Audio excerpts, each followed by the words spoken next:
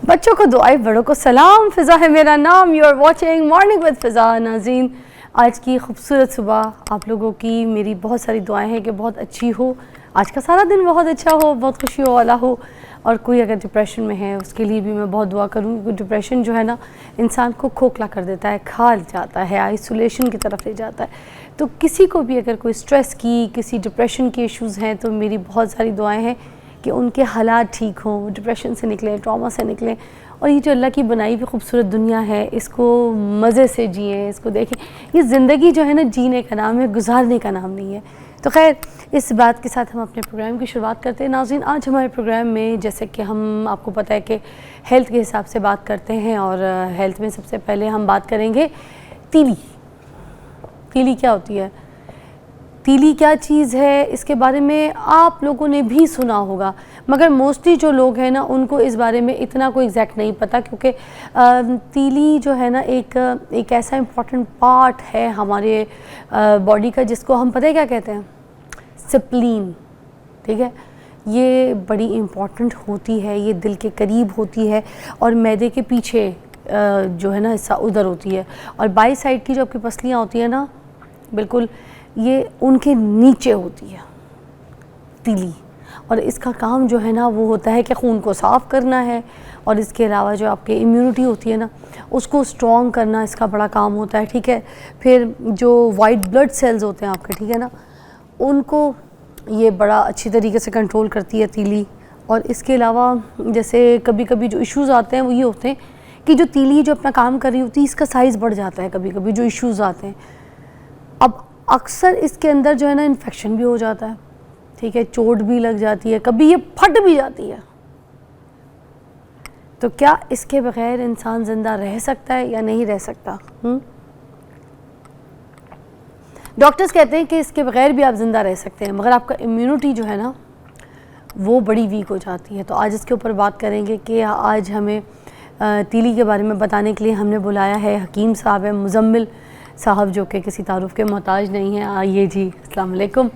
और आज एक बहुत बड़ा खूबसूरत तोहफ़ा भी उन्होंने मुझे आते के साथ ही दिया। आइए जी, तशरीफ़ रखिएगा। अस्सलाम वालेकुम रहमतुल्लाहि व बरकातहू। खैरियत से आप ठीक हैं? सबसे पहले तो बहुत शुक्रिया तोहफ़े का, कुरान पाक का तोहफ़ा दिया मुझे आते के साथ ही। कहती हूँ ना, किसी की खूबसूरत सुबह हो जाए और कोई आप लकी हो जाए, तो मुझे लगता है इससे खूबसूरत तोहफ़ा अभी तक मुझे किसी ने नहीं दिया। जब से मेरी शादी हुई, ये पहला तोहफ़ा है कुरान पाक का जो मुझे बहुत खूबसूरती से आपने भी दिया है। मेरी तो सुबह अच्छी कर दी, बहुत शुक्रिया। अल्हम्दुलिल्लाह, आने वाली हर ज़िंदगी की सांस अच्छी गुजरे, हर लम्हा अच्छा गुजरे, आमीन। हासिदीन के हसद से महफूज रहें आप, आमीन। ईमान आपका मुकम्मल हुआ, मज़ीद जो है वो इसमें बरतरी हो, बरकत हो, अल्लाह आसानी फरमाए, मेहरबानी फरमाए। माशाल्लाह, बहुत शुक्रिया जी, जज़ाकल्लाह। अच्छा मुजम्मिल साहब, आज हम बात कर रहे हैं ये तीली के बारे में। तीली होती क्या है, थोड़ा बहुत जो मुझे रिसर्च मिली थी, जो आइडिया था, तो मैंने वो अपनी तरफ से बता दिया, जो कुछ आम इंसान को कभी इतना कुछ पता भी होता है जी। मगर इसमें क्या हकीकत है, तीली क्या वाकई आपके जिस्म में बहुत इंपॉर्टेंट होती है, ये क्या काम करती है, इसको डिटेल आप अपनी ज़बानी बताइए। अल्लाह करीम ने ना हमारा जिस्म जो है, इसके नाखून से लेके बालों तक कोई भी ऐसी चीज़ नहीं है जो अबस है, ज़ाया है। किसी न किसी जगह पे किसी न किसी आर्गन का हमारे जिस्म को ऐसे ही ज़रूरत है जैसे बहुत ज़्यादा एक समझ लें कि ज़रूरी से ज़रूरी चीज़ है, और हम समझते हैं कि ये हल्की से हल्की चीज़ है। वो हल्की से हल्की चीज़ भी हमारे जिस्म की शदीद ज़रूरत को पूरा कर रही होती है। कोई भी जिस्म का पार्ट जो है, वो जिस्म का अज़ूव जो है ना, वो अपने अफ़ाल की निस्बत से गैर अहमियत नहीं रखता है। मतलब अल्लाह ताला ने अपनी बनाई हुई जो जिस्म में कोई भी ऐसी चीज़ें जो है इंसान को जो दी, वो हर एक चीज़ से काम ले रहा है, बिल्कुल काम, और सब ऐसे ही लगता है कि यही सबसे ज़रूरी है। अच्छा, यानी हर पार्ट लगता है कि यही सबसे अहम है। गुर्दे हैं तो ऐसा लगता है इस पर ही जिस्म कायम है, हाँ। जिगर है तो ऐसा लगता है इस पर ही जिस्म कायम है, बाल हैं तो लगता है इस पर ही जिस्म कायम है, बाल उड़ जाएं तो आपको पता है कि क्या क्या कुछ उड़ जाता है। अगर जिस्म की कोई भी साख्त है तो उसमें से एक तिली है, स्प्लीन जो है। स्प्लीन का आपने बड़ा अच्छा तारफ़ करवाया। मुदाफ़ती निज़ाम को हैंडल करना हमारे जिस्म में इस तिली का काम होता है। अच्छा, मतलब हमारे जिस्म पर बैक्टीरियल इन्फेक्शन, वायरल इन्फेक्शन, अंदरूनी ख़राबी, बैरूनी ख़राबी, जो भी किसी भी लिहाज से जब असरअंदाज होने वाली होती है, तो तिली में अल्लाह तबारक व तआला ने एक ऐसा निज़ाम रखा हुआ है कि ये उस वायरस के ख़िलाफ़ हमारे जिस्म को इतनी एनर्जी फराहम करती है कि ये उस वायरस को शिकस्त दे सकती है। अच्छा, तो इसको और मुख्तसर अगर कर लें कि हमारे जिस्म को तमाम तर बीमारियों से बचाने वाला अगर किसी की ड्यूटी अल्लाह ने लगाई हुई है तो वो तिली की ड्यूटी वाह लगाई हुई है वाह वाह, कि अच्छा। कोई इन्फेक्शन, कोई किसी बीमारी, भी बीमारी को, किसी जी। भी, कैंसर भी, जी बिल्कुल ऐसे ही है, कैंसर TB, भी, क्योंकि देखें ना वाइट ब्लड सेल्स हैं इसका काम, हाँ, और रेड ब्लड सेल्स को इसने प्योरीफाई करना है, साफ करना होता है। अच्छा, तो जैसे ही खून के खुलियात साफ होंगे तो जिस्म में कोई भी इन्फेक्शन जगह नहीं पकड़ पाएगा। तो खून की सफाई हमारे जिस्म की सेहत की ज़ामन है। तो जब खून साफ होता रहता है तो उस वक्त तक हमारे जिस्म में कोई भी ऐसी बीमारी असरअंदाज नहीं होती जो इसकी असल हालत को ख़राब कर देती है। तो खुदा न खास्ता अगर इसमें कोई ख़राबी पैदा हो जाती है तो फिर तरह तरह की बीमारियां, बार बार का इन्फेक्शन। और मैं एक चीज़ आपको हैरान कौन तौर पर बता देता हूँ, हमारे इस ज़माने में बहुत सारे ऐसे मरीज़ जो अपने मैदे का इलाज करवा करवा के थक चुके होते हैं और कहते हैं हमें फ़ायदा नहीं हो रहा होता, वो एक बार अपनी तिली की तरफ तवज्जो दे के देखें, तिली का इलाज करवाएंगे, उनके मैदे के मराज भी ठीक हो जाएंगे। अरे वाह। मुजम्मिल साहब एक ब्रेक लेंगे, वापस आएंगे। हम तिली को डिस्कस कर रहे हैं यहाँ पर कि वो कितनी इंपॉर्टेंट है और अब उसका ख्याल किस तरह से रखा जा सकता है, ये पूछेंगे ब्रेक के बाद।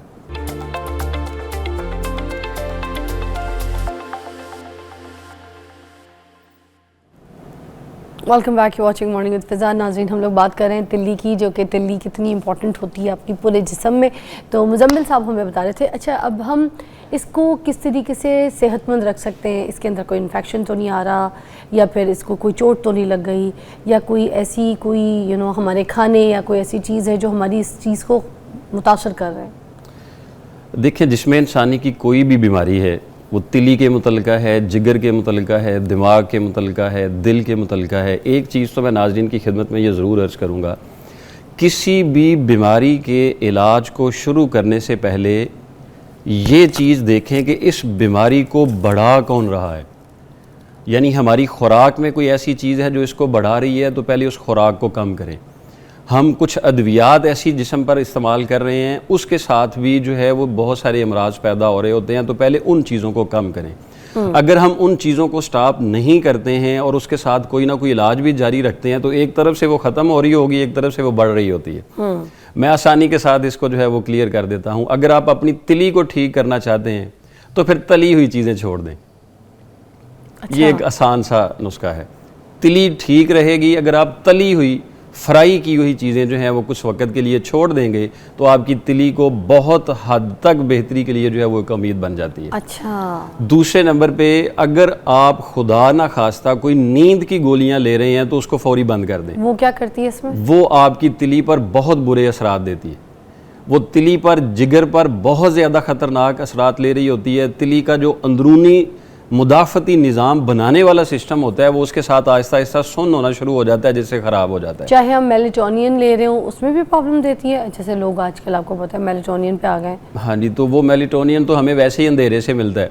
अंधेरे से मिल जाता है? जी, अंधेरे से ही मिलता है। यही तो साइंसदान कहते हैं कि अंधेरा बढ़ाएं तो वहाँ से हार्मोन ये पैदा होता है। तो हम अगर अपनी इन्वायरमेंट चेंज करें, अंधेरा बहुत ज़्यादा अपने इर्द गिर्द में रखें और रात को उस तरह की सोने की कैफियत में जाएं, तो हमें इसकी ज़रूरत ही नहीं रहती है। अच्छा अच्छा, दैट्स अ गुड थिंग। मतलब वाकई बात वही है कि जब जो चीज़ जैसे बनाई है उसको उस हिसाब से जिएंगे तो चीज़ें भी सही रहेंगी, उस मुनासबत से चलेंगी। बीमारी का इलाज हमारे मुआशरे में मुश्किल क्यों होता जा रहा है?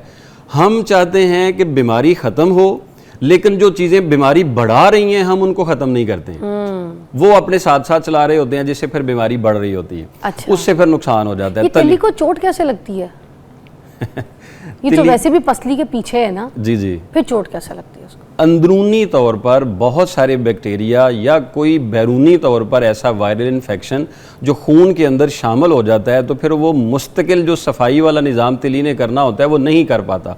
तो खून फिर ऐसे हरारत वाले मादे लेके जाता है कि जिससे फिर इसकी अंदर को साख्त को ख़राब करना शुरू कर देता है। जैसे कोई बाहर से रैश बनता है, अच्छा। कोई अंदरूनी तौर पर सोजिश बन जाती है, ऐसे इसके अंदर भी सोजिश बनना शुरू हो जाती है, तो फिर इसमें दबाव पैदा हो जाता है। अमूमी तौर पर बीमारी होती है स्प्लिन एनलार्जमेंट, इसका साइज़ का बढ़ जाना। इसके जो अंदरूनी सेल्स होते हैं वो ख़राब हो जाते हैं, तो ये फूल जाती है, जिससे फिर नुकसान पैदा होता है। और जब ये फूल जाती है, वैसे आम हालत में ये बाईं साइड पे पसलियों के नीचे हाथ लगाने से महसूस नहीं होती है, लेकिन जब इसमें बीमारी पैदा हो जाती है तो फिर इसको टटोलने से पता चल जाता है कि ये तिली बड़ी हुई है। अच्छा। और अगर ये कुछ वक्त तक बड़ी हुई तिली रह जाए तो खुदा ना खासा फिर पेट में पानी पड़ जाता है, और पेट में पानी पड़ने के बाद फिर हेपेटाइटिस सी की मौजूदगी अगर जिगर के अंदर होती है तो फिर ये अल्लाह के माफ़ फरमाए हमें फिर हमारी ज़िंदगी के इख्तिताम करने का भी सबब बन सकती है। तो बड़ी डेंजरस भी है जी, बीमारी कोई भी है वो नुकसानदेही है जी, तो हमें उससे एहतियात रखनी चाहिए। तिली और जिगर का इनका आपस में क्या गेम है? जिगर और तिली हम इसको कज़न कज़न कह सकते हैं। हाँ। कि इनका रिश्ता जो है ना वो इस तरह से करीबी है कि जिगर का काम है ग़िज़ा जो जिस्म में जाती है उसमें से खून को अखज़ करना, खून को अखज़ करके उसको फिर अखज़ क्या होता है? मतलब उसमें से निकालना जो ग़िज़ा है। अच्छा। उसमें से निकालना, फिर जो चीज़ उसमें से सफाई नहीं हुई, जो रेड सेल्स उसमें से बनाने थे, वो फिर वहाँ से खून भेजता है इसकी तरफ। जैसे एक आम हम पानी का फ़िल्टर लगाते हैं तो जैसे वहाँ से फ़िल्टर हो के कोई चीज़ निकलती है, ऐसे तिली के अंदर फिर जिगर से पहुँचाया हुआ खून जो है वो पहुँचता है। वो फिर तिली उसको साफ़ करके उसमें से वाइट सेल्स, रेड सेल्स और जिस्म के लिए ज़रूरी अमवाद जो भी चीज़ें होती हैं वो फिर रखती है। बाकी जो ज़ायद चीज़ें होती हैं वो स्टोर करती है। अच्छा। ताकि वो जिस्म के अंदरूनी तौर पर जो खून चल रहा है उसमें शामिल ना हो, ताकि इन्फेक्शन ना हो, ताकि कोई अंदरूनी तौर पर बीमारी ना हो, ताकि कोई अंदरूनी नुकसान ना हो, जिसके जिस्म का मुदाफ़ती निज़ाम एक्टिव रहे और आदमी तंदुरुस्त और चुस्त व तवाना रहे। अच्छा, आई गॉट इट, ठीक है जी। और जैसे अब हम अगर इसको तिल्ली का बड़ा कोई ख्याल रखना चाहते हैं, एक इंसान है उसको कोई ऐसा इन्फेक्शन भी नहीं हो, कोई ऐसी चोट नहीं लगी, उसमें कोई सूजिश नहीं है, कुछ कोई मसला ही नहीं है, फिर भी एक आम इंसान इसकी टेक केयर के लिए क्या कर सकता है पहले से ही, शुरू से ही?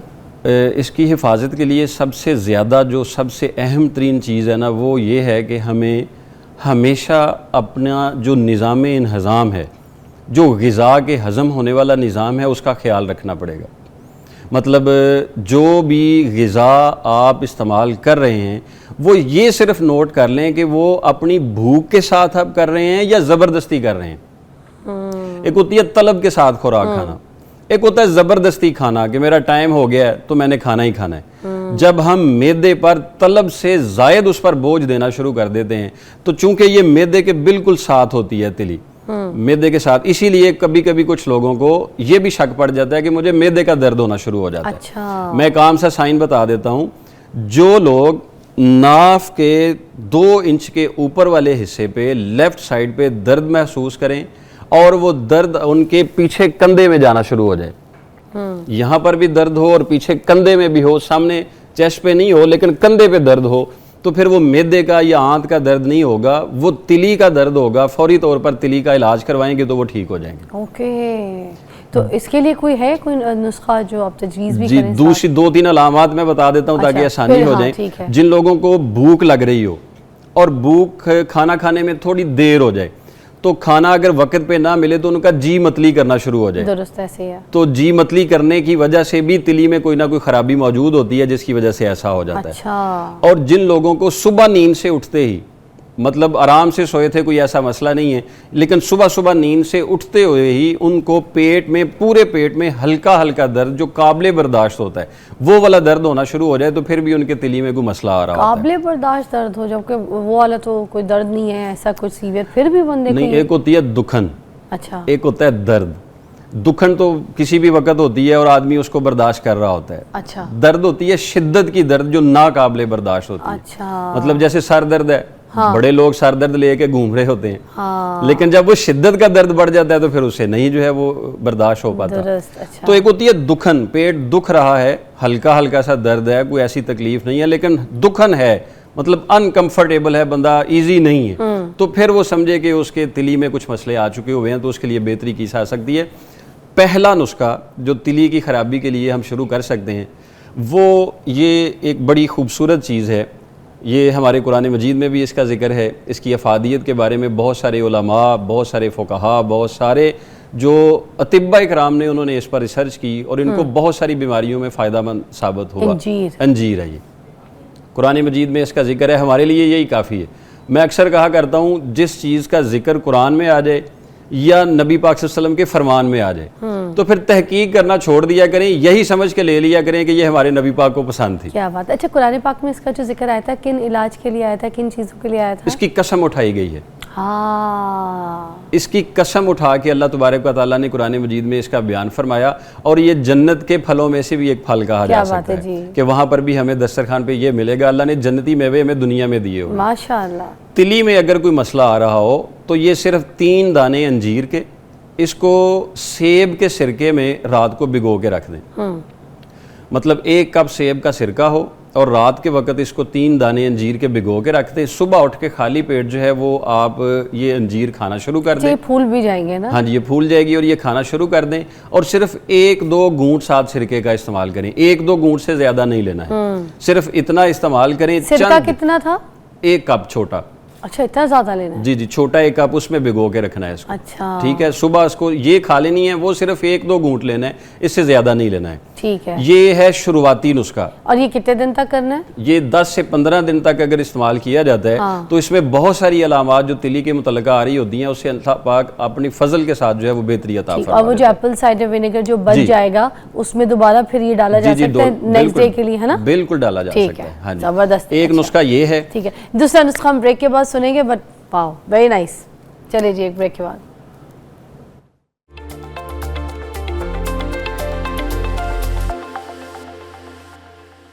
Welcome back, you watching morning with Fiza. नाज़रीन, हम तिल्ली के ऊपर बात कर रहे थे। अच्छा, एक बड़ा अच्छा नुस्खा इंजीर के बारे में बताया, और उसके अलावा भी और कोई नुस्खे हैं तो वो भी साथ साथ बता दें। इंजीर तो वैसी जी मज़ेदार भी है, और नुस्खा का उसका एक नुस्खा अमूमी तौर पर है लेकिन बिलखसूस तिली के अमराज के लिए है, और घरेलू अशिया से तैयार करता है, आराम से बनाया जा सकता है। इससे एक तो फ़ायदा ये होगा कि तिली का जो साइज़ बढ़ रहा है अल्लाह के फजल से वो उससे बेहतरी हो जाएगी। दूसरा, जो निज़ाम हज़ाम में मसला आ रहा है वो भी इससे ठीक हो जाएगा।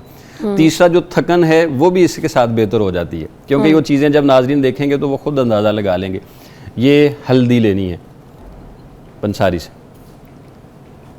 ताज़ा हल्दी जिन्होंने लेके रख ली हुई है, मेरा ख्याल है कि उनका आने वाला साल बहुत खुशगवार गुजरने वाला है। अच्छा। अल्लाह के फजल से उनके घर में इन्फेक्शन नहीं आ रहा, उनको किसी किस्म की एंटीबायोटिक की ज़रूरत नहीं रहेगी, क्योंकि घर में ताज़ा हल्दी अगर मौजूद होती है। वाह। इसको दूध में मिला के पीने से जो है वो नज़ला ज़ुकाम ठीक हो जाता है।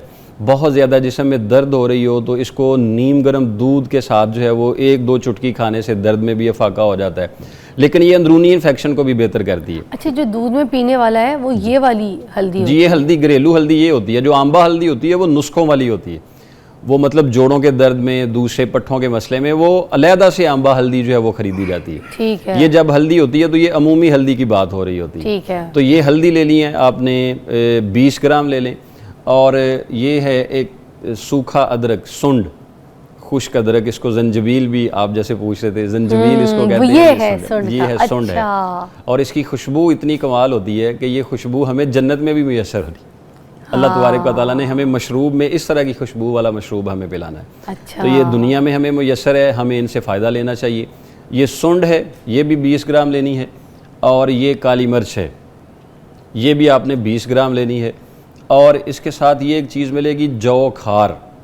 ये खार होता है, एक नमक होता है, ये पंसारी से आपको लेना पड़ेगा, जौ खार। ये चारों चीज़ें हम वज़न लेके, एक चीज़ इसमें मिलती है बाउबडिंग, वो काली मिर्च की तरह से ही होती है। क्या नाम है? जी, बाउबडिंग। हाँ। वैसे वो बच्चों के पेट के कीड़ों के लिए इस्तेमाल होती है, जिन बच्चों के पेट में कीड़े हो रहे होते हैं और वो सेहतमंद नहीं हो रहे होते हैं। हाँ। तो वो बाउबडिंग लेके उसके बराबर वजन थोड़ी मिश्री डाल के वो बच्चे को सुबह शाम खिलाया जाता है, तो उससे ये बाउबडिंग है या वावडिंग? बाउबडिंग उसका नाम है। अच्छा जी, वैसे बोलने में हम जिस तरह से वावडिंग भी कह जी, सकते कह हैं सकते ना। अच्छा, सुमन सूख भी होती है ना? सुमन सूख वो क्या चीज़? समंदर सोख। समंदर सूख। हाँ जी, समंदर सोख होती है। हाँ जी, समंदर झाग अलहदा होती है, समंदर सोख अलहदा होती है। हाँ। और ये बाउबडिंग इसके अंदर ही, नुस्खे के अंदर जो है वो 20 ग्राम मिला के इसको सफूफ बना लें, पाउडर बना लें। सुबह और शाम खाना खाने के आधा घंटा बाद आधा चम्मच अरक सौंफ और अरक पुदीना, ये दोनों मिक्स करके अपने पास रख लें। उसके साथ ये नुस्खा शुरू कर दें। अल्लाह के फजलो करम के साथ आपको जो तिली पर दबाव महसूस हो रहा है, जो तिली पर वरम बता दिया गया है, अमूमी तौर पर अल्ट्रासाउंड करवाया जाता है तो उसमें वो सोजन बता देते हैं, साइज़ बड़ा हुआ बता देते हैं। तो कम से कम 20-21 दिन के इस्तेमाल के बाद फिर दोबारा से अल्ट्रासाउंड करवाएं। थोड़ा सा मसला रह जाए तो फिर इसको 1-1.5 माह तक मुसलसल जारी रखें। अल्लाह के फजलो करम के साथ इंशाल्लाह ये बड़ी हुई तिली का बहुत अक्सीर नुस्खा है। और ये जो पुदीना वगैरह है, सौंफ, ज़ीरा, ये किस चीज़ के लिए आप ये यहाँ पे आज? सौंफ छोटा आधा चम्मच, ज़ीरा छोटा आधा चम्मच, पुदीने के 15 पत्ते और गुलाब के कम से कम जो है वो आधा चम्मच, ताज़ा गुलाब हो तो उसकी 10 पत्तियाँ, ये रात को पानी में भिगो के रख दें। ये जो सूखे हैं ये आपने सुखा के, ताज़ा वालों को सुखा के ऐसे कर जी दिए? जी बिल्कुल, ये आप अभी तक इसकी खुशबू लेंगे ना तो ये खुश्क होने के बाद भी अभी ताज़ा लग रही है, ये इधर पूरी खुशबू फैल जाएगी। ये देसी गुलाब होता है। अच्छा जी, तो ये वाला गुलाब ये रात को पानी में भिगो देना है, सुबह उठ के इनको मल के वो वाला पानी इस्तेमाल करना शुरू कर दें। ये भी इंशाल्लाह जो पेट के जुमला मुराद, जिगर में अगर गर्मी बता दी गई है, अगर जिगर में हरारत का इजाफा हो गया हुआ है या खुदा न खासा हेपेटाइटिस का आगाज़ हो रहा है, तो ये वाला नुस्खा जो है वो भिगो के पीने के साथ इंशाल्लाह जिगर और तिली ये दोनों ही बेहतर से बेहतर जो है वो सफाई का अमल इनके साथ शुरू हो जाता है और अल्लाह तबारक व तआला उसमें बेहतरी की उम्मीद दिला देता है। वाह, ये तो बड़ा आसान है। अच्छा, इसके अलावा कोई ऐसे खाने जो आपको लगता है कि वो नहीं खाने चाहिए, उनकी परहेज़ होनी चाहिए, वो कौन से खाने हैं जो ख़ास तौर पे ऐसे मरीज़ तो नहीं खाएं? अब जो ये एक दवाइयाँ आपने तो बता दिया ना कि फ्राइड आइटम, कोई चीज़ें तली हुई नहीं जी। खानी, तिल्ली से तली हुई चीज़ नहीं खानी। जी बिल्कुल, अब जो दवाइयाँ नहीं खानी जी हमने, वैसे बीमारी के दौरान दवाई ज़रूर लेनी चाहिए, इलाज करवाना भी जो है वो हमें बताया गया है कि करना चाहिए। अब जो लोग दवाइयाँ नहीं लेने चाहते हैं उनके लिए मैं एक नुस्खा लेकर आया हूँ। ये इसको कहते हैं हब्बतुस सौदा, शोनीज़ भी इसको कहते हैं, आसान लफ्ज़ों में इसको कलवंजी कहते हैं। अच्छा, कलौंजी है। अच्छा, इसके ये नाम भी है दोबारा? जी, वो जी।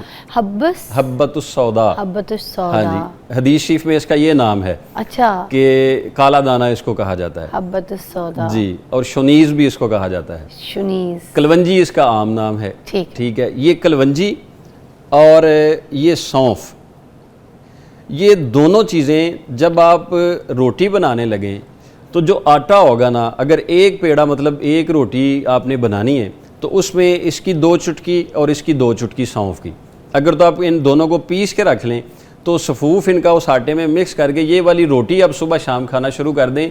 इस रोटी के खाने के साथ ही अल्लाह के फजलो करम के साथ बड़ी हुई तिली ठीक हो जाती है। वाह, रोटी के साथ ही दवाई भी चली गई पेट में? जी, अल्लाह के फजलो करम के साथ। और ये नुस्खा तकरीबन 700 साल पुराने एक बुज़ुर्ग हैं, उन्होंने अपनी किताब में नोट फरमाया हुआ है। वाह। अच्छा, मैं आपकी भी किताब के बारे में ज़रा बताना चाहूँगी। मैं तो इनसे रिक्वेस्ट कर रही हूँ कि ये बाज़ार में भी मिलनी चाहिए और ये जो है ना ये थोड़ी सेल होनी चाहिए ताकि सबको इसके बारे में, चीज़ों के बारे में पता हो। मुज़म्मिल साहब ने यहाँ पे ये किताब बनाई है और लिखी है इसमें अपना सारा हुनर, चीज़ें, इल्म, पैगाम सेहत के नाम से, तो मुझे तो मिली है और अगर मेरी रिक्वेस्ट पे अमल करेंगे तो ये बाज़ार में भी अवेलेबल हो जाएगी। इसमें बहुत से चीज़ों की इफ़ादियत के बारे में बताया, जैसे जिगर के अमराज और उनका इलाज बताया इन्होंने, ठीक है, सूंठ, अदरक के फ़वाइद चीज़ें और कलौंजी के फ़वाइद, अंडे के फ़वाइद, जो रोज़मर्रा की जो ज़िंदगी है, इंजीर के फ़वाइद और ये सारी चीज़ों के बारे में, शहद वगैरह। अब ये हम सुनते तो हैं ऑथेंटिक क्या चीज़ है, उसके बारे में आब ज़मज़म के बारे में बताया, ठीक है। तो this is a good book and मुझे तो ये तोहफ़ा मिला है और मैं बताती भी जाऊँगी रोज़ अपने प्रोग्राम में। मुझे पढ़ने के लिए ऐसी चीज़ें चाहिए होती हैं तो रोज़ कोई ना कोई एक नुस्खा मैं इधर से पढ़ के उसकी इफ़ादियत आपको बताऊँगी। एक ब्रेक के बाद आपको ज्वाइन करते हैं, मेरे साथ मुज़म्मिल साहब मौजूद हैं, आ जाइए।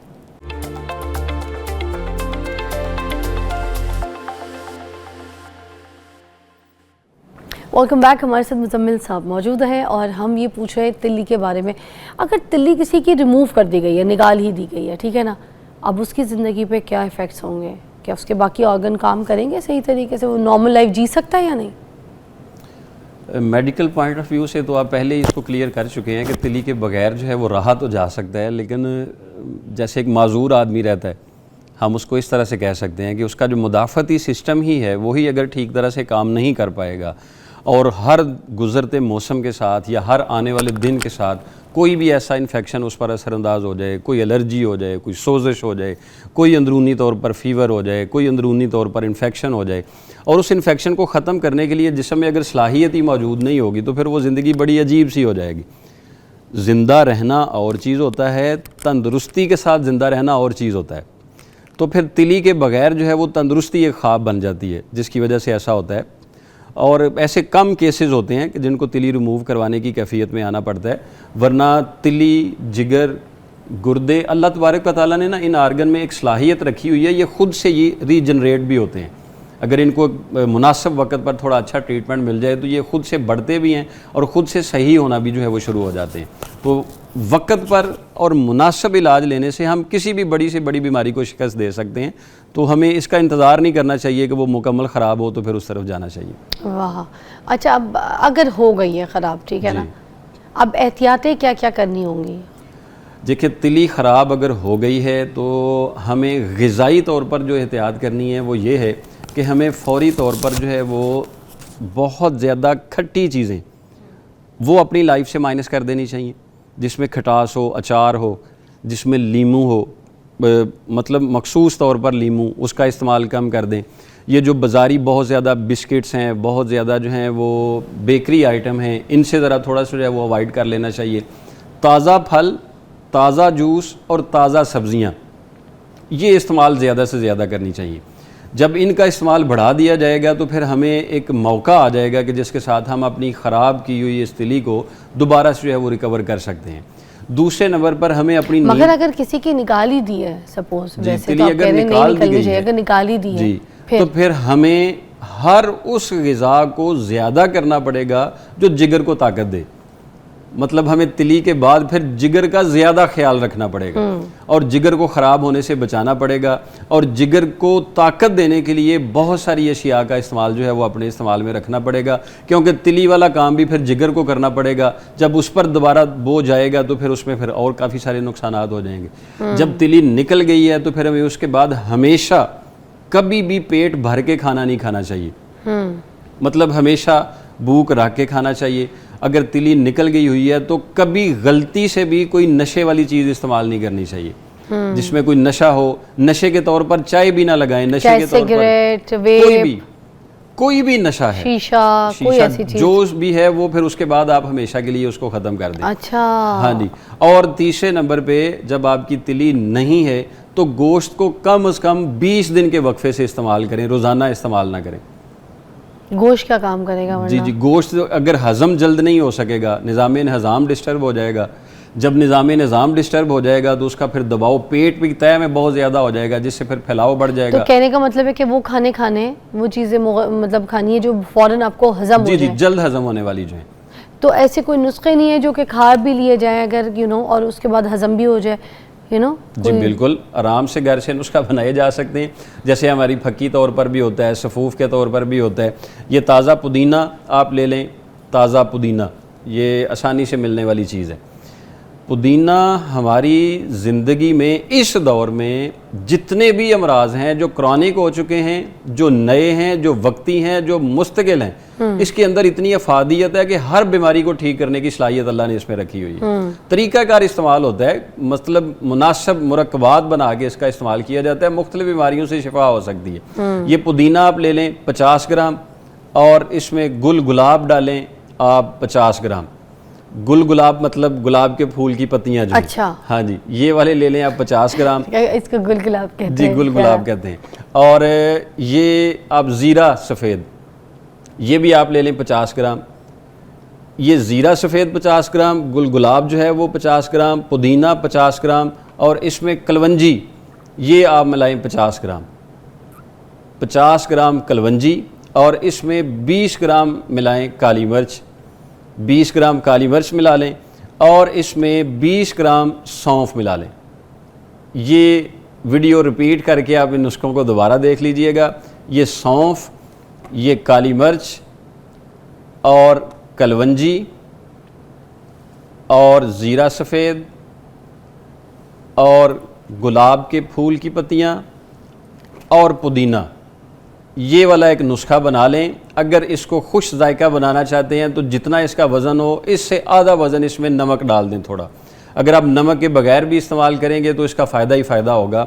ये वाला एक सफ़ूफ़ बना के अपने साथ रख लें। तिली निकल भी गई है, खुदा न खास्ता, फिर भी यूज़ कर सकते हैं। तिली को बचाना चाह रहे हैं ताकि वो ख़राब ना हो, फिर भी ये नुस्खा आप फ़ायदा हासिल कर सकते हैं। मैदे के बहुत सारे अमराज जो तबखीर, तेज़ाबियत, बोझ, घुटन, जो कुछ भी हो रहा है उसके लिए भी ये आपको बहुत ज़्यादा फ़ायदा देगा।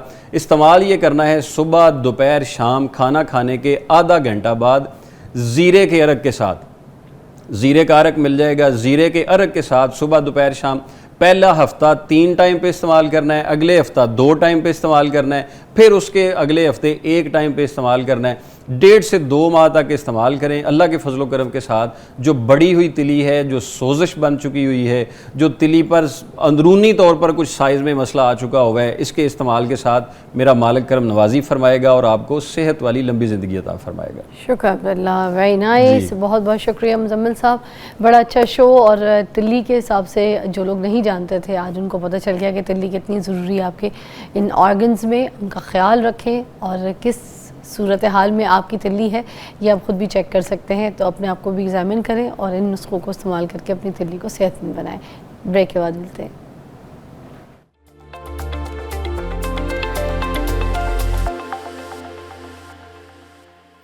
Welcome back, you watching morning with Fiza. नाज़रीन, अभी मेरे पास अहमद मंजूर साहब मौजूद हैं जो कि टेक्नोलॉजी के हवाले से और एआई के हवाले से ब्लॉकचेन एक्सपर्ट हैं और मेरे प्रोग्राम में मधु होते रहते हैं। ज़बरदस्त मेहमान है। आज इनके साथ जो टॉपिक मैं डिस्कस करना चाहती हूँ वो बड़ा इंपॉर्टेंट साइबर सिक्योरिटी के बारे में बात करेंगे। आपके हाथ में जो मोबाइल है ना, इसके अंदर जो डाटा है, ये डाटा चोरी हो सकता है किसी भी चीज़ से, किसी भी तरीके से। अब आप ये जो मोबाइल यूज़ कर रहे हैं, ठीक है, आपको क्या पता कि जो आपका पूरा का पूरा डाटा, आपका जो फ़ोन है, इसमें जो सारी इम्पॉर्टेंट इन्फॉर्मेशन आपकी हैं, वीडियोस भी हैं, तस्वीरें भी हैं, आपकी फैमिली की इन्फॉर्मेशन, पिक्चर्स, बहुत कुछ, आपके बैंक डिटेल्स, ये चीज़ें चोरी हो सकती हैं। जो इनफैक्ट आपके मोबाइल का जो कैमरा है ना, और वो जो माइक्रोफोन है, इवन के वो भी हैक हो सकता है। आपको पता है इसके बारे में? आपको देखा जा सकता है, जैसे आपने कभी देखा होगा कि बड़े लोग जिस तरह से एलोन मस्क वगैरह हो गए या बिल गेट्स, ठीक है, मार्क ज़करबर्ग, ये लोग ना कई बार अपने मोबाइल के जो कैमराज हैं ना, उसके ऊपर पीछे आपने देखा होगा टेप लगा के रखते हैं, कवर करके रखते हैं। आपने नोटिस किया है माइक के ऊपर भी चीज़ें जो है ना वो अपनी कवर कर देते हैं। ये क्यों करते हैं? क्या इसी चीज़ के लिए करते हैं क्या? इनकी चीज़ें जो है ना वो डाटा जो है लीक ना हो जाए। और आपके मोबाइल के अंदर किस तरीके से ये जो हैकर्स हैं ये घुस जाते हैं, जो ये आपका डाटा जो होता है वो चोरी कर लेते हैं। पब्लिक वाईफाई यूज़ करने से कुछ लोग कहते हैं कि जो है ना आपका डाटा लीक हो जाता है, चोरी हो जाता है। ये बहुत सारे ऐसी मोटी छोटी चीज़ें जो सुनने में आती हैं, मगर इसकी हकीकत क्या है अहमद मंजूर साहब से पूछेंगे, जिनको इन्होंने मुझे कहा था कि आज आपने मुझे कहना है बशीर। बशीर साहब। नहीं, आई एम नॉट बशीर साहब। वो जो हमारी सेल्फी होती है ना, उसमें बशीर। तो सेल्फी तो हो गई थी, फिर कहते हैं बशीर। तो मैंने कहा मैं आपको आज यही आपका नाम ही रख दूं, बशीर। जज़ाकल्लाह खैर। मजाक कर रहे थे। जो क्या कहेंगे आज इस टॉपिक के ऊपर हम आपको बात सबसे करने के पहले लिए ना बुलाए? हमें ये समझने की ज़रूरत होती है कि साइबर सिक्योरिटी असल में है क्या। हमें ना हर चीज़ को ना हम हवा बहुत जल्दी बना लेते हैं। किसी ने साइबर सिक्योरिटी का नाम लिया तो हमारे दौर में फ़ौरन दिमाग में ना फ़ौरन एक चीज़ आती है, हैकिंग।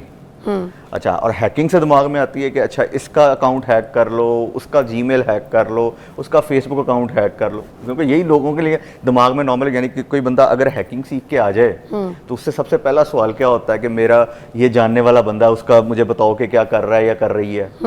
तो ये तो नहीं है। असल में साइबर सिक्योरिटी का असली मकसद है पॉलिसी बनाना। इसको मैं समझाने के लिए अगर लोगों को ये बात करूं, देखें आपके घर में भी सिक्योरिटी होती है।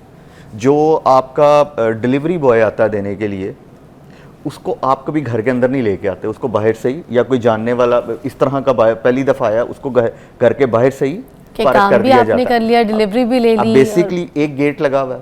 उसके बाद कोई थोड़ा ज़्यादा जानने वाला आता है तो उसको आप ड्राइंग रूम तक लेके आते हैं।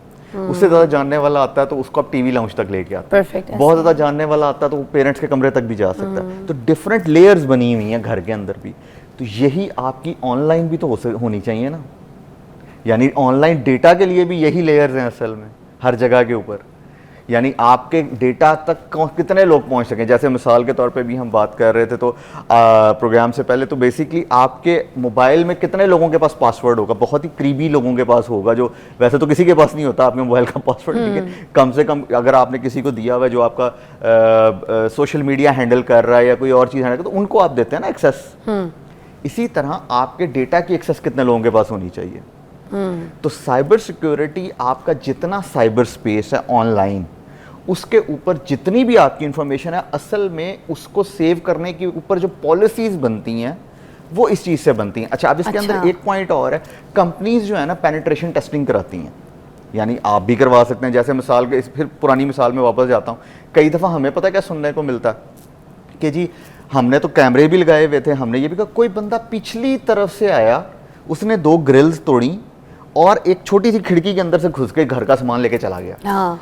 तो तब तक हमें नहीं पता था कि वहां पे कोई लूप होल है इस तरह का। फिर क्या होता है, हम वहां पे भी सिक्योरिटी लगा लेते हैं। तो सेम चीज जो हमने इस तरह की इसके काम के लिए ना लोग, कंपनीज बाकायदा पैसे देती हैं। जैसे माइक्रोसॉफ्ट ने, फेसबुक ने कोई अपने नया सॉफ्टवेयर बनाया, वो क्या करते हैं, वो लोगों को हायर करते हैं, इस पे कॉम्पिटिशन्स करवाते हैं कि जी हमें बताएं आपको इसमें कोई लूप होल मिल रहा है कि नहीं मिल रहा।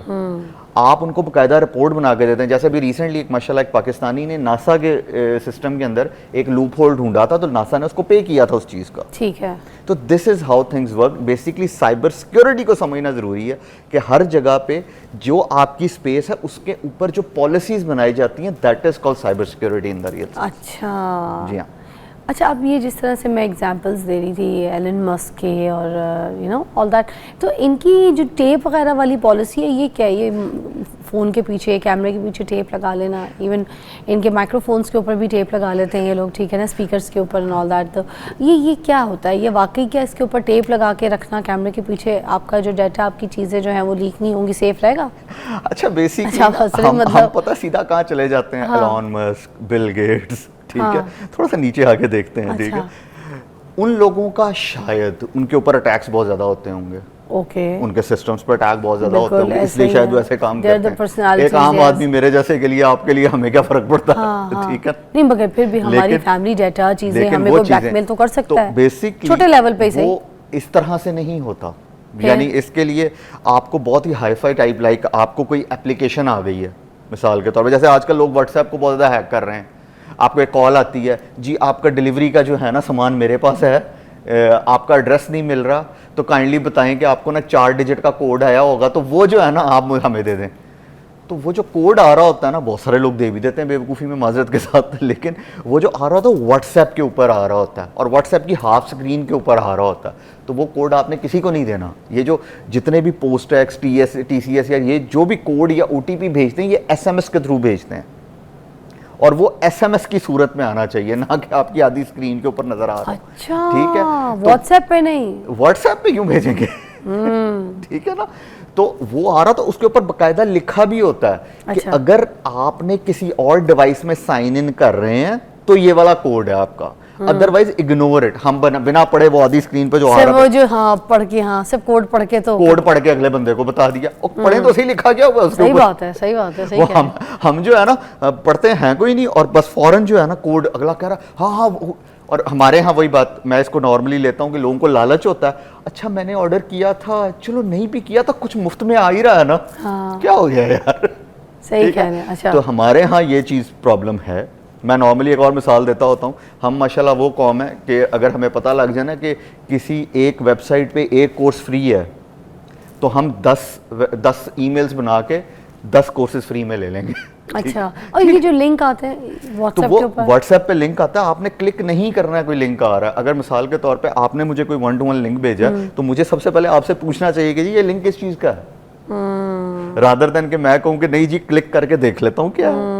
या जैसे वो हमारे यहाँ कई आज का, यानी कुछ अर्सा पहले तक एक पिक्चर भी आ रही थी, लोग इस चक्कर में मारे जा रहे थे कि पिक्चर तो देखें क्या, क्योंकि वो हुई थी जिसको कहते हैं ब्लर, तो लोग परेशान हो गए। वो आप समझ जाएं क्यों उनको, लोगों को ब्लर पिक्चर देखने आ क्यों शौक चढ़ा हुआ है। अच्छा, तो वो उस पर क्लिक करते थे तो हैक हो जाते थे। अच्छा, बिकॉज असल में तो वो भी लिंक था एक। अच्छा देखें, किसी भी सिस्टम के अंदर टेक्नोलॉजी की जुबान में कोई भी मैलवेयर या कोई भी वायरस कह लें आप इसको सादा जुबान, वो जैसे ही आपके सिस्टम में आ गया ना, तो वो पीछे जाके बैठ जाता। अब जैसे ही आपने उसके अंदर कोई कोड डाला, अब उसके अंदर एक प्रोग्राम लिखा हुआ है मिसाल के तौर पे कि इसके अंदर आप ये डिजिट डालें तो ये आपकी इंफॉर्मेशन आगे बाईपास कर देगा सारी की सारी। अच्छा, वो कोड और वो जो मांग रहा है वो चीज़ नहीं, अभी कोड पे नहीं जा रहे हैं। कोड तो मिसाल के तौर पे उसने जी आपको एक वायरस भेजा, मिसाल के तौर पर लिंक की हम बात कर रहे हैं, ठीक है, वो वायरस आपके सिस्टम के अंदर आके पीछे आके चुप करके बैठ गया, आपको तब कुछ फील नहीं हुआ कुछ हुआ है, ठीक है। जैसे ही अब उसके अंदर उस प्रोग्राम में मिसाल के तौर पे लिखा हुआ है कि जी जैसे ही मैं अहमद टाइप करूं तो ये जो सिस्टम है ये अप हो जाए। अच्छा, जैसे ही मैं अहमद टाइप करूंगा तो वो अपनी फाइल को रनिंग में लाके तो मेरी सारी इंफॉर्मेशन भेजना शुरू कर देगा दूसरे बंदे को। अच्छा, ये मैं मिसाल के तौर पे बात कर रहा अच्छा। हूं। यानी अगर आपने लिंक पे क्लिक किया और कुछ नहीं हुआ ना तो इस पे भी यानी कोई बहुत खुश होने वाली बात नहीं है। अच्छा, समझ गए हैं। ठीक है, क्योंकि उसने अपने आप को अंदर इंस्टॉल कर लिया।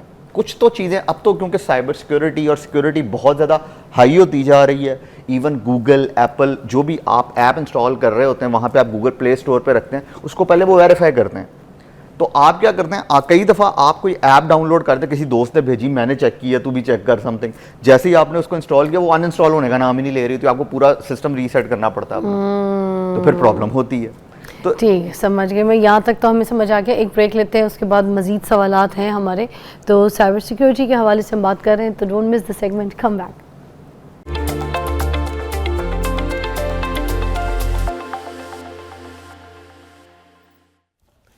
Welcome back, you watching morning with Fiza, और हम बात कर रहे हैं यहाँ पर व्हाट्सएप वगैरह जो हैक हो जाते हैं आपके, उसके ऊपर आपकी जो चीज़ें इंपॉर्टेंट डाटा होता है वो फिर लीक हो जाता है।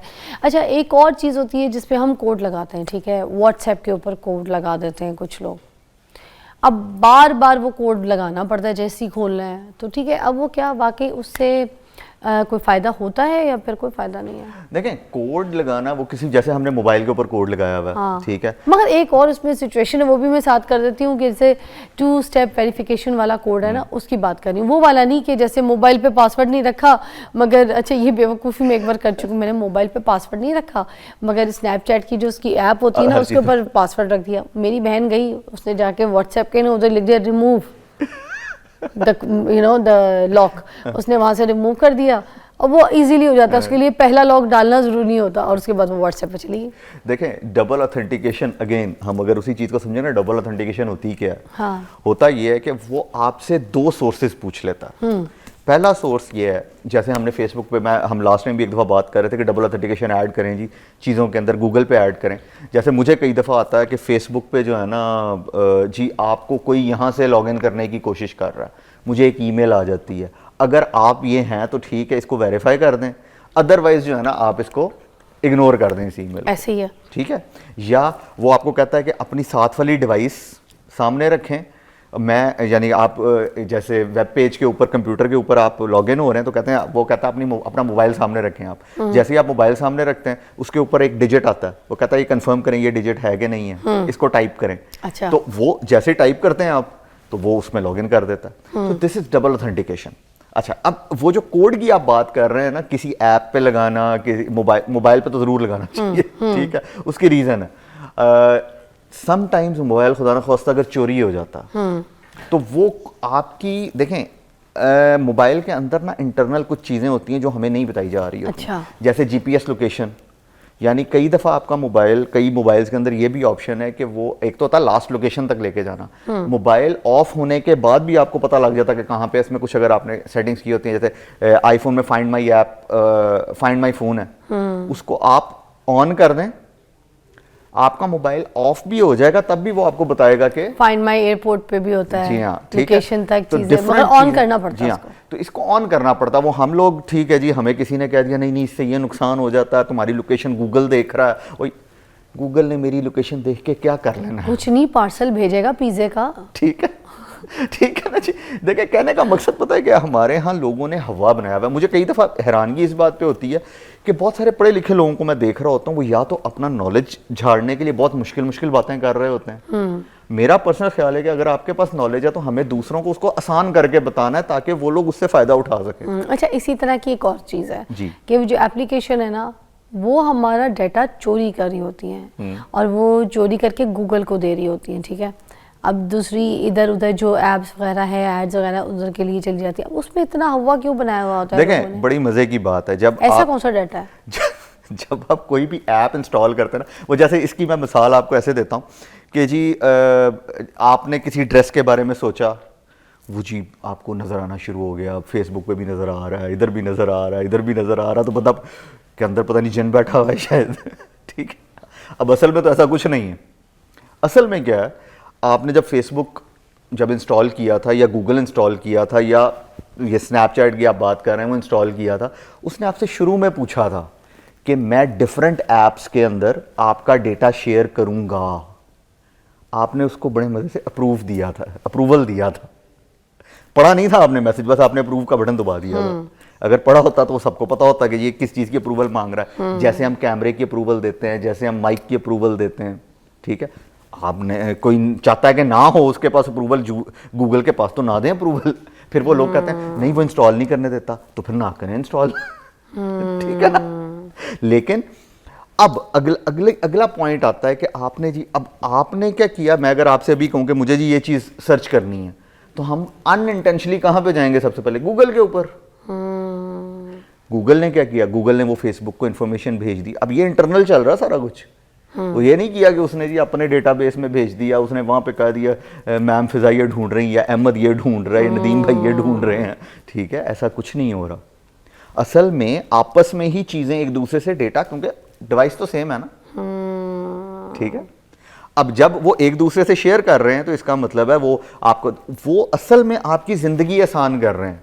जैसे फेसबुक पे आप जाते हैं, आपका बुक्स का आपको शौक है या आपको ड्रेसेस का शौक है, फेसबुक पे जो टोटल शॉप्स बनी हुई है वो 50,000 के राउंड है, मिसाल के तौर पे मिसाल दे रहा हूँ सिर्फ, ठीक है। वो आपका उसने पुराना पैटर्न देखा कि जी आप अच्छी क्वालिटी सस्ते में देखते हैं, मिसाल के तौर पे ये पैटर्न है ना असल में। उसने क्या किया, उसने आपको चुन के 3 वो वाली शॉप सबसे ज्यादा दिखानी शुरू कर दी जो ये काम कर रही हैं, जहाँ पे सेल चल रही है या जहाँ पे अच्छी क्वालिटी की चीजें मिल रही हैं।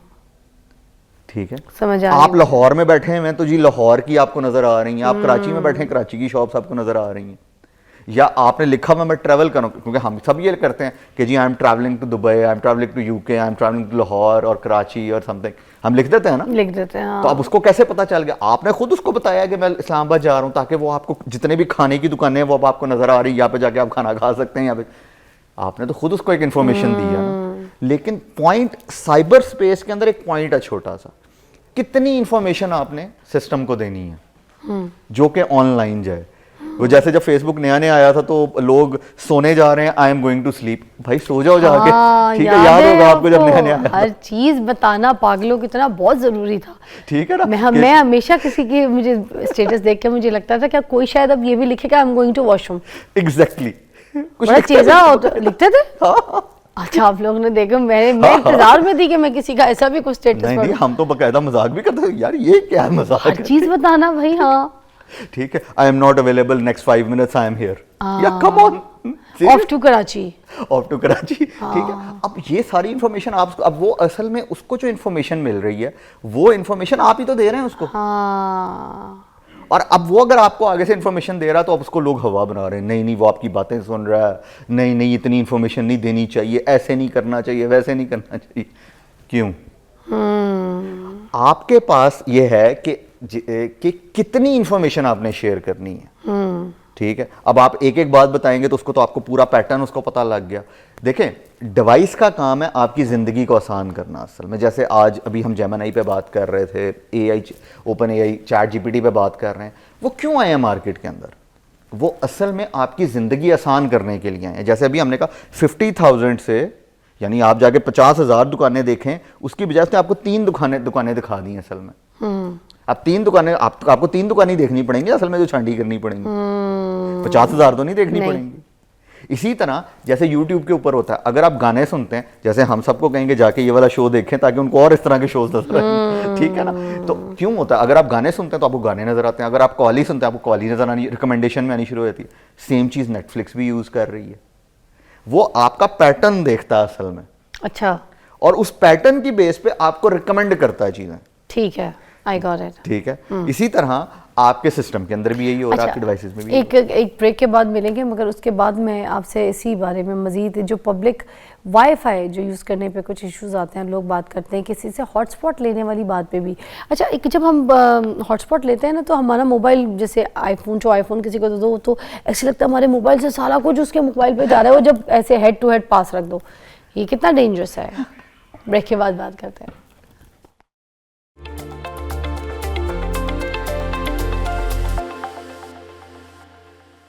Welcome back. जैसे हम बात कर रहे हैं यहाँ पर कि आपका मोबाइल से जो डाटा लीक हो जाता है और हैक हो जाता है मोबाइल आपका, ये सारी चीज़ों को किस तरह से सेव कर सकते हैं।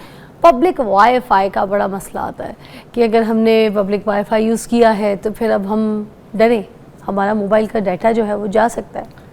एक्चुअली देखें, जितनी ज़्यादा इंफॉर्मेशन, बेसिकली जितना बड़ा पब्लिक वाईफाई होगा ना, उसमें उतने ज़्यादा हैकर्स भी तो कनेक्ट हो सकते हैं। तो फिर मुझे तो हम मॉल में जाते हैं, कनेक्ट कर लेते हैं। कहा यह जाता है कि जी पब्लिक वाईफाई को कम से कम यूज़ किया जाए। ये यानी हम जितने भी साइबर सिक्योरिटी एक्सपर्ट्स हैं उनकी तरफ से ये चीज़ कही जाती है हमेशा कि पब्लिक वाईफाई को, और उसके ऊपर ये भी कहा जाता है कि आप अपना अकाउंट जीमेल अकाउंट ना खोलें, अपने बैंक ट्रांजैक्शंस ना करें। इम्पॉर्टेंट है, क्योंकि जब आप ये ट्रांजैक्शंस करेंगे तो यही वो इंपॉर्टेंट चीज़ें हैं ना जो इन्फॉर्मेशन आगे जा सकती है। तो पब्लिक वाईफाई पे ये काम नहीं करने। हम पता क्या करते हैं, हमने पब्लिक वाईफाई देखा, फौरन से सबसे पहले ईमेलें खोल के देखना शुरू कर दिया। अच्छा जी, पब्लिक वाईफाई देखा, बैठे हुए खड़े हुए किसी जगह पे लाइन में खड़े हैं या किसी जगह खड़े हैं, वहाँ पे पब्लिक वाईफाई कनेक्ट करके बैंक अकाउंट, बैंक में कितने पैसे पड़े हुए, क्यों? थोड़ी देर सब्र कर लें, घर जाके देख लें, ठीक है। अगर हम फेसबुक या इंस्टाग्राम देखना शुरू कर वही बात ना, जिसमें आपका पासवर्ड लगा हुआ है। पब्लिक वाईफाई इसीलिए ये जो 4G आया हुआ है आपके मोबाइल पे, जो मोबाइल इंटरनेट आता है, इसीलिए प्रेफर किया जाता है वो यूज़ करें हर जगह पे, क्योंकि वो आपकी डिवाइस के साथ कनेक्टेड होता है। That is not a public wifi. तो पब्लिक वाईफाई के ऊपर जब भी आप जाएंगे वहाँ पे ये रिस्क रहेगा, बिकॉज कोई ना कोई मलिशियस डिवाइस। अच्छा, इसके अंदर एक चीज़ और है बड़ी मज़े की। सपोज कर लेते हैं कि आपके सिस्टम में वायरस आया हुआ है और मेरे सिस्टम में भी नहीं है, ठीक है, मेरे मोबाइल में नहीं है। आप पब्लिक वाईफाई से कनेक्ट है, मैं भी वाईफाई से कनेक्ट हूँ, तो वो वायरस, उसके अंदर कोई ऐसा सिस्टम उन्होंने डाला हुआ है, मिसाल दे रहा हूँ अभी, कि जैसे ही वो सेम वाईफाई पे दो डिवाइसेस आई एक तरह की, यानी आईफोन 16, 15 जो भी प्रो, ठीक है, जैसे ही सेम डिवाइसेस आके उसके ऊपर कनेक्ट हुई, उन्होंने एक दूसरे के साथ वो जो फाइल थी वो शेयर कर ली ऑटोमेटिकली, और आपको पता भी नहीं लगा। अच्छा, तो ये भी हो सकता है। तो पब्लिक वाईफाई वाकई डेंजरस है।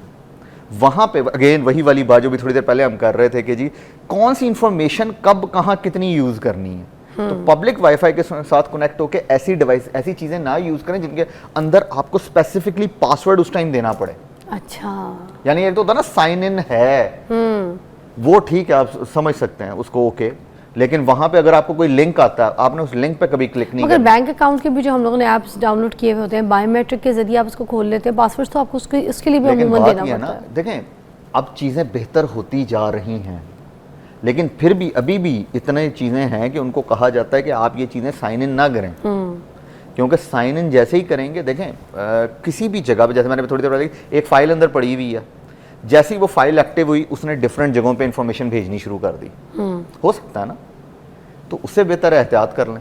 अच्छा, और ये जो मोबाइल का हम हॉटस्पॉट देते हैं और ऐसे हेड टू हेड मोबाइल को दो लोगों को ऐसे साथ रख देते हैं, ठीक अच्छा, है, ये हॉटस्पॉट या किसी के हॉटस्पॉट बेसिकली होता है, ये जो साथ रखते हैं इसमें तो डेटा कवर अप हो रहा होता है ना, इसके अंदर एक चीज़ आती है जो आईफोन, आवाज़ भी आती है झूम करके, जैसे सब कुछ हमारे मोबाइल का उधर जा रहा है। वो जो आप भेज रहे हैं वही जाएगा, जिसको आपने सेलेक्ट किया हुआ है वही जाएगा, और आप इस फोन को इजाजत देते हैं पहले। वो लिखा होता है ना receiving only, receiving only, connect your connections only, लिखी होती हैं ये बातें। हम पता है, मैं वही बार बार एक बात करता हूँ, जो क्वेश्चन सामने आता है ना उसको पढ़ें ज़रूर एक दफ़ा। जैसे मैं एक बड़ी मज़े की मिसाल लोगों को देता होता हूँ कि कभी किसी ने ज़िंदगी में फेसबुक का पूरा कॉन्ट्रैक्ट पढ़ा है बैठ के, उसके अंदर क्या लिखा हुआ है, या माइक्रोसॉफ्ट विंडोज़ का पूरा कॉन्ट्रैक्ट पढ़ा है आज तक? नहीं। आपने पढ़ा है? मैंने बचपन में पढ़ा था, अब तो नहीं पढ़ा लेकिन जब ये चीज़ें नई आई थी, क्या था उसमें? देखें, उसके अंदर बहुत सारी ऐसी चीज़ें जस्ट लाइक के जी डेटा शेयरिंग के हवाले से और इस तरह की चीज़ें, तो वो उसके अंदर उन्होंने लिखी हुई हैं ऑलरेडी। तो वो और कौन सी ऐसी चीज़ें हैं इस तरह की? देखें, आपके जितने भी, मैं हर किसी को कहता हूँ, यानी देखें मेरे लिए कुछ पॉइंट्स शायद बहुत इंपॉर्टेंट नहीं होंगे, ठीक है, लेकिन आपके लिए शायद एज ए पब्लिक फिगर वो पॉइंट्स इंपॉर्टेंट हो, या किसी और के लिए कुछ इंपॉर्टेंट नहीं होंगे, फिर तीसरे। इसीलिए हर किसी को कम से कम जाके ना उसको एक दफ़ा तसल्ली से देखना ज़रूर चाहिए वो क्या कह रहा है। कार आप कुछ भी नहीं सकते, बड़ी सिंपल सी बात है। देखें, एक गालबन एक लॉ आया था कुछ अरसा पहले GPDR के नाम से, ठीक है, उसके अंदर क्या था कि जी आपका जितना भी डेटा रेगुलेशन है वो डेटा प्रोटेक्टेड होगा। आपको याद होगा 2020 के बाद ना सबके मोबाइल्स के ऊपर जीमेल अकाउंट्स पे एक आया था अप्रूवल के लिए ना, एक पूरी ईमेल आई थी कि आप अपने डेटे की इजाज़त दे रहे हैं कि हम यूज़ कर लें, आप अपने डेटे का ये कह रहे हैं। जब आप एक फॉर्म भी फिल कर रहे होते हैं ना, मिसाल के तौर पे आपको किसी कॉन्फ्रेंस पे जाना है, आप एक फॉर्म फिल कर रहे हैं, उस फॉर्म के अंदर क्या होता है, नीचे लिखा होता है कि आप अपना कंसेंट दे रहे हैं कि ये हम मार्केटिंग के लिए डेटा यूज़ कर लें। आप ना करें, ना दें कंसेंट उनको, तो वो नहीं करेंगे। लेकिन आपने उसको क्लिक करते हैं, हम लोग ना बगैर पढ़े क्लिक कर रहे हैं। हाँ, ऐसे ही है। तो ये काम जो बगैर पढ़े वाला है ना, वो अब नहीं आज से आगे नहीं चलेगा। दरअसल आपको एक, जैसे आपके साथ अगर कोई पैसों का लेन देन कर रहा हो, हम लोग कहते हैं ना, ये आजकल ये बड़ा चीजें होती हैं जो फ्रॉड हो जाते हैं, जानने वाला है यार, कर दो खैर है, बाद में वही बंदा सर सही कह रहे हैं। ठीक है, ऐसे ही है। किसी को आप पैसे दे रहे हैं, किसी से आप कोई लेन देन कर रहे हैं, तो लिख देखें। हमें एज ए इस्लामिक रिसर्चर्स भी, एज ए मुसलमान भी, हमें कहा गया है कि पढ़ो क्या चीज़ है। अच्छा, एक ब्रेक के बाद हम 5G को भी डिस्कस करेंगे और वो जो स्क्रीन शेयर करते हैं ना मोबाइल की, उसके ऊपर भी बात करते हैं ना। चलिए ब्रेक के बाद।